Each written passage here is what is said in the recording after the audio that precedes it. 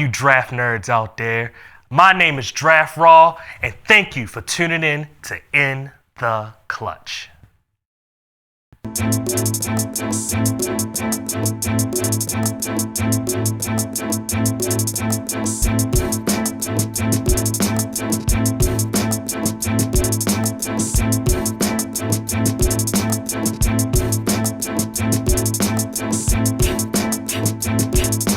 What's up, guys? Once again, this is In the Clutch, and I am your host, Draft Raw, and we're going to talk about the edge guys of the 2021 NFL Draft. So let's just get right into it. I want to start with some honorable mention type guys, and not to say they're honorable mention players, but I wanted to start with these first 6 names. Just to name players out there that, that I thought maybe had some potential, but may not be that type of player during that rookie season. But like I said, they have potential to at least grow within the NFL. So let's start with Joe Trion. Now, Joe, supposedly the word coming out is that, just to say he's from Washington, the edge rusher from Washington. What's been coming out is that he's actually bigger than what he was back in 2019. He opted out of the 2020 season. So with people wanting to see certain players, he was a guy that probably shouldn't have done that, but COVID happened and, certain guys, they weren't comfortable with the situation with COVID. With him, there's so much potential there. There's so much athleticism there. The problem is that he needs to learn more rush moves. And he needs to plan how he's going to rush the passer. There were certain situations where it just seemed like he just kind of ran up the field and didn't really know what he was about to do. Like, you got to have a plan of how you're going to set up an offensive tackle to get to the quarterback. The other thing is that, like I say, he has the traits. He has all the traits that you want from an edge rush guy. But, like I said, there's more that he needs to have to become a better player. And he shows high energy a lot of times, which is something that is encouraging because for an edge guy or a defensive line or just a defensive end in general, to show that high energy, that you have a motor to try to keep on pressing to try to get to the quarterback, that's something that teams like. And someone like me, I love because it shows that you would do anything to be able to try to get to the quarterback to bring them down and get your defense a big play and get the defensive stop. Now, what I was saying earlier about him is that he became bigger this year, and some people have been talking that with as big as he's gotten in terms of just muscle and just the weight that he's put on, he's still as fast as he was, and they're saying that he's running in the 4.5s, which you already know. Like, there's some receivers that can't even run 4.5. There's running backs that can't even run. The fastest positions in the league, some of those players can't even run a 4.5. So this is something that's special for a guy like him who's already about 6'4", and we're talking 260 pounds. Now, to name some of the other guys, you have Rasheed Ham Claire, I believe he's from Oregon State. He was better in 2019 than he was in 2020. He just didn't look the same. But then the 2019 tape is encouraging because he shows ability to rush the passer. Chris Hump II played at Duke. He has traits. He has the length. He plays better versus lesser competition, though, which is kind of a problem because when you're going up against the NFL type of offensive tackles in college, and you're not doing the same things that you're doing to the lesser type of offensive tackle, it just shows that, well, maybe you're just not as good. Maybe you'll still make an NFL team, but you're probably just a special teams player.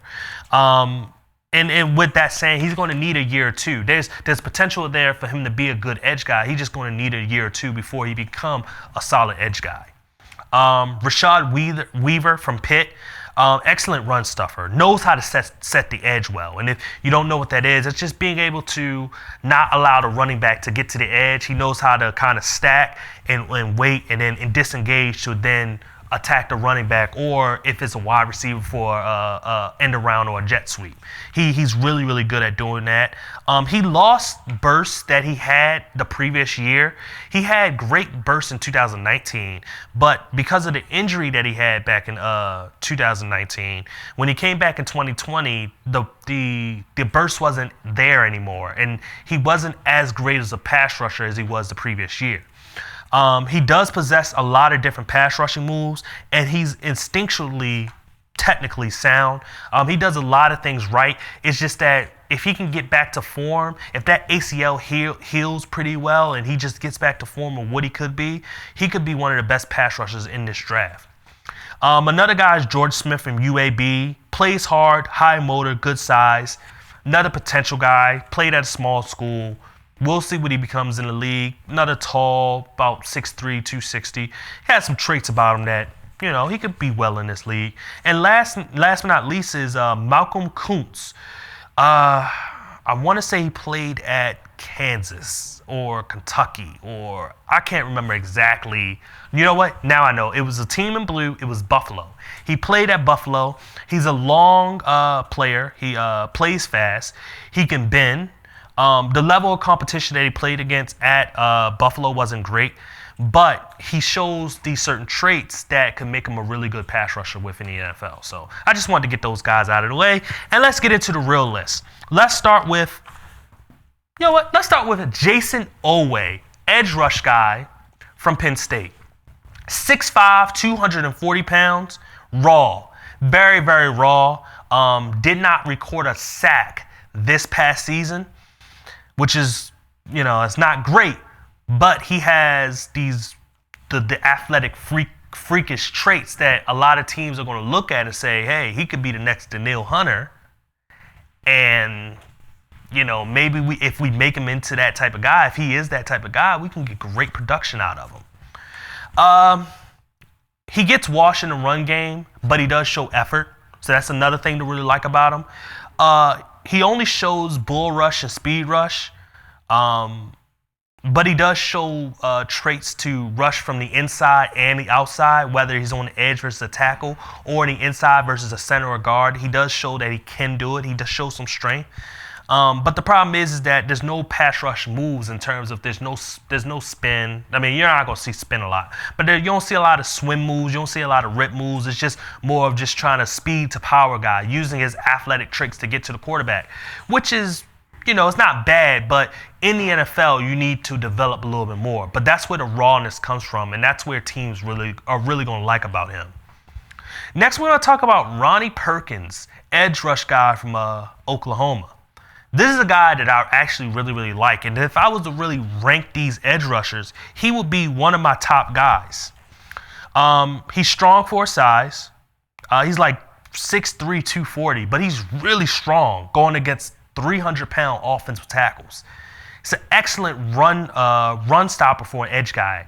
And like I say, he's 240 pounds, and he knows how to stop the run. It's a little crazy that he knows how to stack and disengage, take on blocks and disengage at 240 pounds when he should be pushed around. Play fluid with high energy, also with control. There's not a lot of times where he's kind of off the mark, or he's kind of just going a little bit too fast, or he's just, it's always in control. He's always just being able to instinctively using his mind to be able to sort the play out. He's never too high, but he's never too low. He's just right there. Bull or speed rush, it doesn't matter. And his bull and speed rush, his acceleration off the line is better than a guy like a Jayson Ojowari. He will need to learn more pass rushing moves, but what he's shown in college, I mean, like I said, it's better than Jayson Ojowari because the acceleration is there. Sometimes Jayson was a little late off the ball, while his acceleration off the ball, off the snap, was just go. It was fast. And one of the last things is that he can shoot gaps as an edge. The simple fact is that he can come from the edge where the offense tackle is and shoot the gap between a guard and a center to stop the run, which, like I said, he's an excellent run stuffer. It's a lot of great traits about that, and I think that a lot of teams will be happy to get him. And actually, the last thing I forgot the biggest thing is that he can bend. The way he can bend around the edge, and I think that's the other trait that Jason Oweh has. You see it, but Ronnie Perkins does consistently, is being able to bend around the edge with the speed or bull rush that he does bring. Next, we're going to talk about Patrick Jones, who is one of my favorite edge rushers in this draft. Well, at least in the beginning, because as I watched him, I was, not to say I was disappointed, but it was kind of like, okay, I understand the reason why he's not as high on a lot of people's boards. And the biggest thing is that he seems to take off plays, especially when he's not near the play. Seems to just kind of jog or just look at the guy getting tackled, which is a problem within the NFL, because if that guy doesn't go down and you're not trying to rush to go over there to tackle him and he breaks off, that's a touchdown. And the coach is yelling at you because you show no effort. So he needs to get better at doing that. He has an amazing speed rush. I mean, and the pass rush moves are there. He can swim and he can rip. Like, it's right there. He's fast. He's athletic. He plans his rush moves. And like I said, he has different pass rush moves. The thing what I talked about earlier that Joe Trion didn't do with planning a pass rush, he does. He's going to come in and speed rush, and then he's going to swim to the inside. Or he's going to come in and tries to bull rush and then swim or rip to the outside. Like, he seems like he knows what he wants to do when he gets off the snap. He knows how he wants to rush the passer, and more than likely, he gets there. And to me, he was, in terms of a pure pass rusher, he was the best edge rusher in the draft, or basically in college football this year. Next, we're going to talk about Joseph Osai, edge linebacker from Texas. He has a solid bull rush. He has an excellent speed rush, and he uses his hands great, always using his hands. No matter what, he's always using his hands, whether he's doing, like I said, a swim move or a rip move, he's always using his hands to attack and disengage and try to get to the quarterback or stop the run.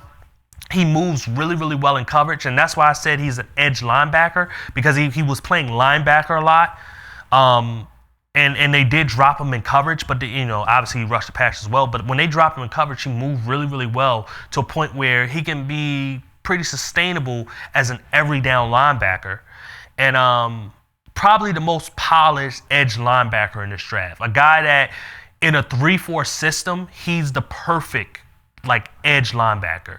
You really can't get better than him from in this draft. He carries all the things that you want in terms of being able to drop in coverage and being able to rush the passer.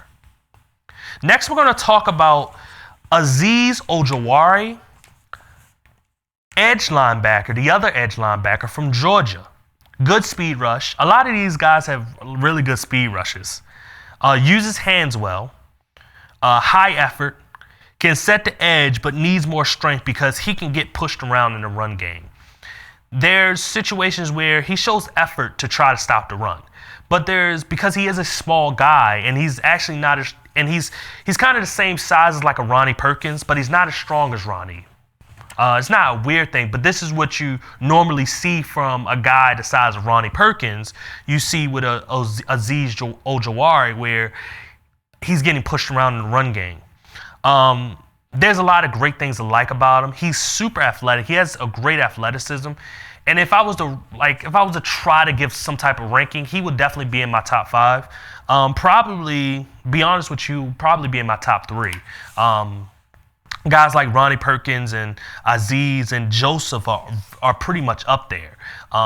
We're going to get into my number 1 guy, but those 3 guys are in my top 5 definitely. They bring skill sets that will be really, really good within the NFL, whoever drafts them. This is actually a pretty solid edge class. It's just that none of these edge players are like upper echelon. Usually you have maybe 1 or 2 edge guys that are top 5, top 10 picks. This year it's not there. You got maybe a top 15 pick, mostly top 20 and just first round guys, but all of them, their rawness and their athleticism, they don't have the greatest production, but teams are going to look at that as a situation or a way that they can grab one of these guys and really develop them into being some of the better pass rushers within the NFL.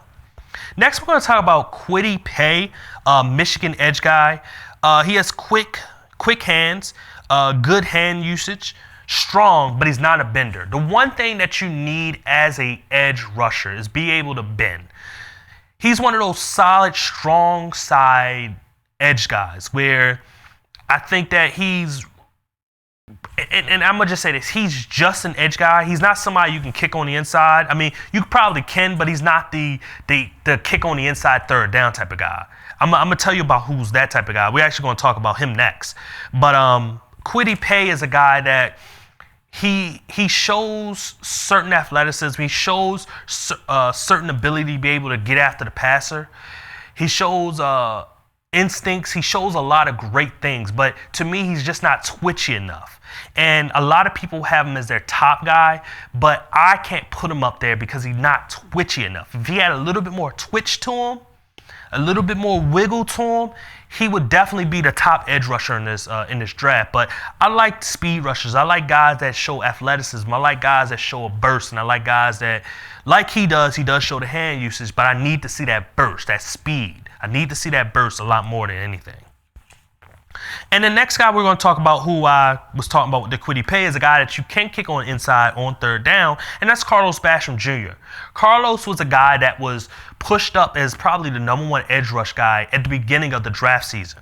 But as people start watching more and more guys, he started dropping down in the rankings.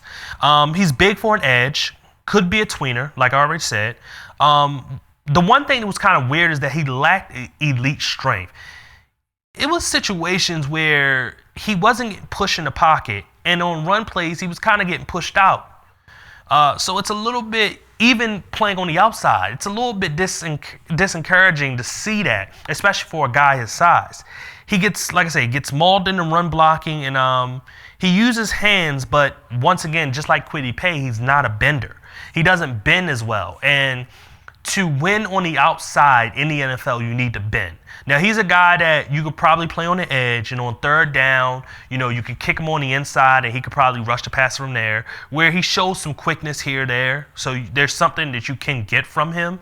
But as a player that I'm going to put my faith into as a first or second, maybe even a third round pick, I can't do that for a guy like Basham.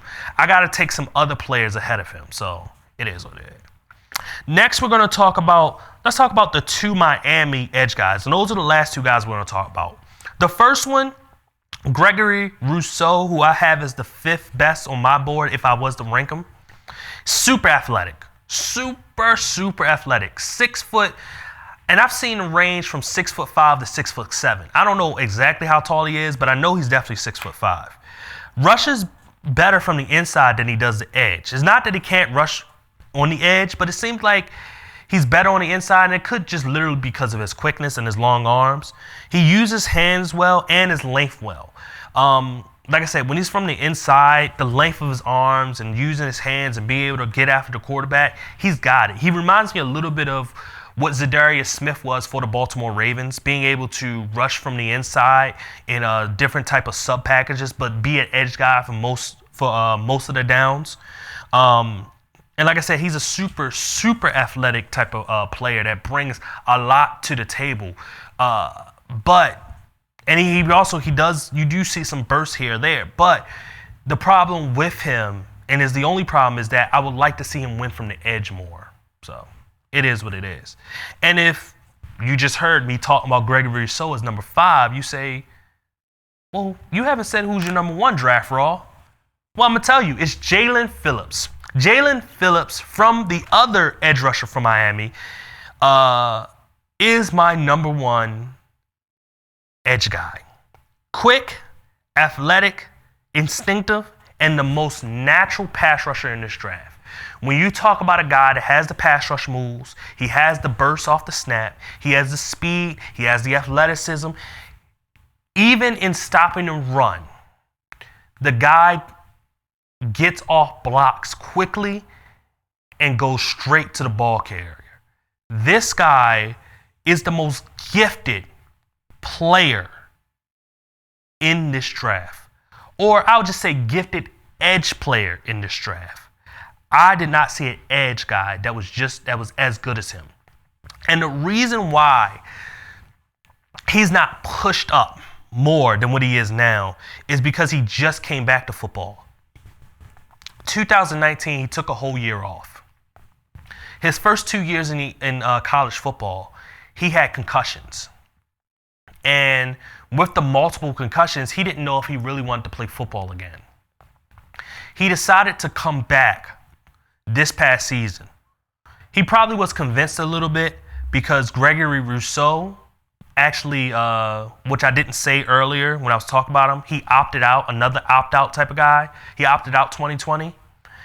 Jaylen Phillips decided to come back to football, play for Miami, and to me, become the best edge rusher in the country next to Patrick Jones. Those two guys were absolutely amazing as pass rushers, but Jaylen Phillips brought that extra oomph when it came to him being a pretty solid run stuffer. So I think the world of this guy, and chances are he may not even be the first edge guy taken, which is kind of weird to me. And he may drop in the draft, well, not in the draft, but in the first round and be a late round first round pick. But I'm telling you, this guy will probably be the best all around edge guy within this draft. Mark my words.